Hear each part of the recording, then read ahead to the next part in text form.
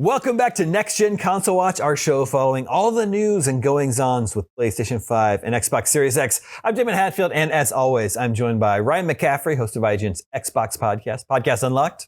Good to see you, Damon. You as well. And Jonathon Dornbush, host of IGN's PlayStation Podcast Beyond.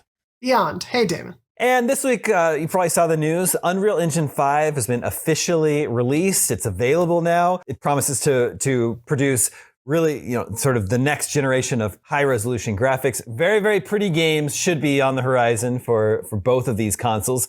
Part of the Unreal Engine 5's main features are the Lumen feature, which is a dynamic illumination tool where the light adapts to the world naturally and easily. And there's Nanite, which lets developers import film-quality visual assets into the game while maintaining a real-time frame rate without dips in fidelity. So I think it's a little bit more of a question mark what this means for PlayStation and PlayStation first-party games going forward. But Ryan, I believe you're of the mind that it's a little bit more clear that this event is going to be good for Xbox. Can you explain? Sure. I mean, the reality is Microsoft actually has a lot of Unreal Engine 5 games in development across their numerous, many studios now. And so while this doesn't mean that any of those games are going to be ready to ship tomorrow, most of them are still pretty far out on the horizon. This at least does take us one tangible step closer to some of these next-gen Xbox exclusive shipping, because obviously those games can't get done until the engine is done from Epic. And so I think probably of those, the first one that's likely to come out is Hellblade II. We saw a presentation of that last year. I would not be surprised if we see it again at Microsoft's inevitable summer showcase this year. There are a number. I came up with 10. So there are 10 exclusive Xbox games from first-party studios, and there are probably more. These are the 10 that I immediately pulled. Mm-hmm. You've got Gears of War 6, which we've talked about on the show. It's not officially announced, but we know it's happening. That's going to be an Unreal Engine 5 game. Avowed is an Unreal Engine 5 game, as is Obsidian's other first-person RPG project, The Outer Worlds 2. Then you've got Everwild from Rare, State of Decay 3. That's going to look fine. Hopefully the polish and the visuals will finally match the incredible gameplay with State of Decay that the first two have had, that they've not quite been on rock solid technical standing. That will hopefully all resolve itself with the help of Unreal Engine 5 for State of Decay 3. We know that 2 new Unreal Engine 5 based role-playing games are in development at inXile, which is Brian Fargo's studio. They did Wasteland 3.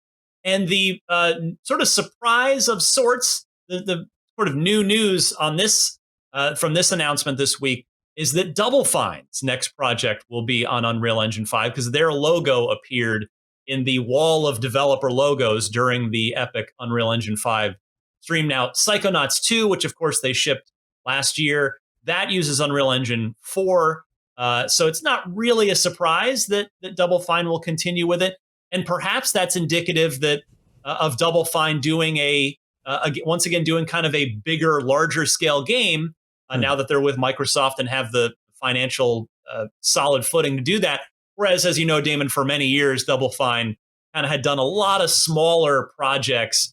And then, Psychonauts 2 kind of evolved into a bigger game. So that's 10 right there, 10 first-party Xbox exclusives that are going to be using Unreal Engine 5. So we can pretty much expect all 10 of those games will look very good.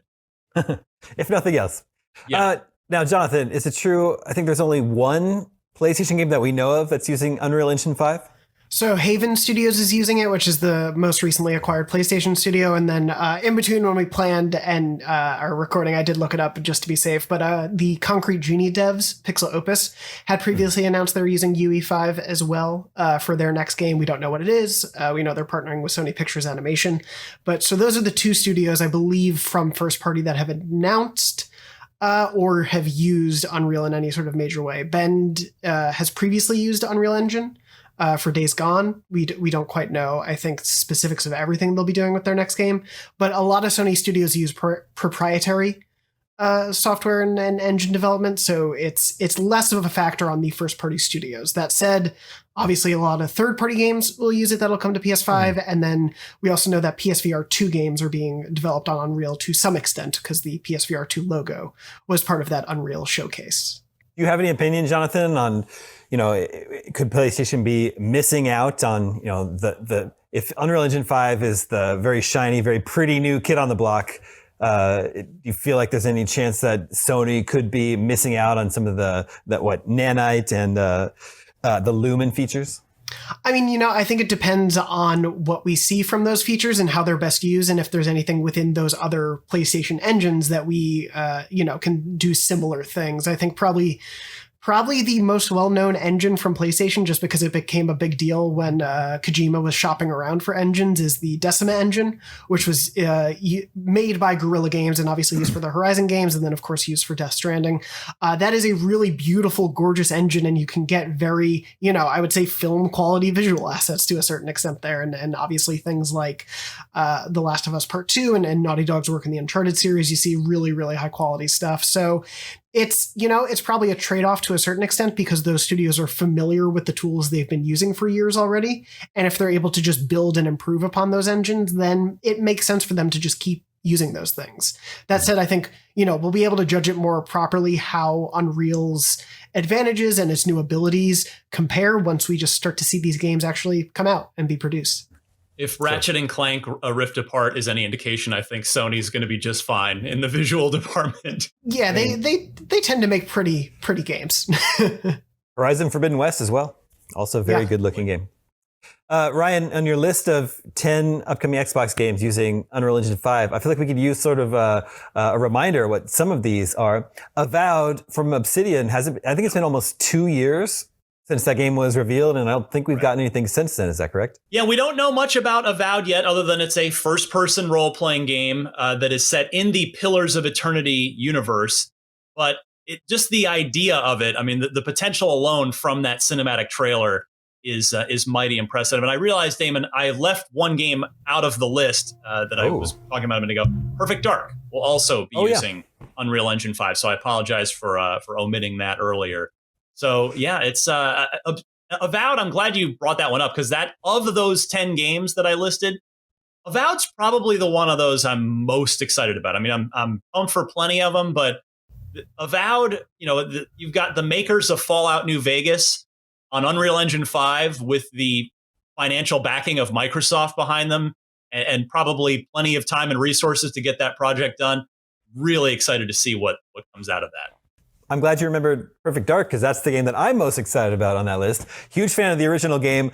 Again, that game was revealed over a year ago. We've seen nothing about it since then. And in fact, there have been reports that there's been some problems behind the scenes, had some staff departures. I hope it's not, in development hell. I don't know. What's your sort of sense or take on the new Perfect Dark? Well, like you, I'm definitely eager to see it. I mean, a AAA first-person game from Microsoft first party. The one you think of is Halo. So if we can get anywhere near that caliber of game out of Perfect Dark, I'd be thrilled. Especially, I mean, it looks like it's going to have some parkour stuff, which I love. I'm a big Mirror's Edge fan, and stealth stuff as well because it is kind of an espionage game. So I'm with you, Damon. I mean, it does seem like it's gone through some hell and may still be doing that. But hopefully, by the time it reaches the finish line in however many years from now that's going to be, we get a gorgeous, tremendous revival of Perfect Dark. Yeah, fingers crossed. And then, Jonathan, you had mentioned a bit ago that, of course, there's going to be many third-party games on PlayStation that are using Unreal Engine 5. And one of those was also just revealed this week, a new Tomb Raider from Crystal Dynamics. That's all that we know. There is a new Tomb Raider game coming using Unreal Engine 5. What's sort of like what would you expect the next Tomb Raider to be? What would you want it to be? You want it to follow on? Is it going to be the fourth entry in this new Tomb Raider saga?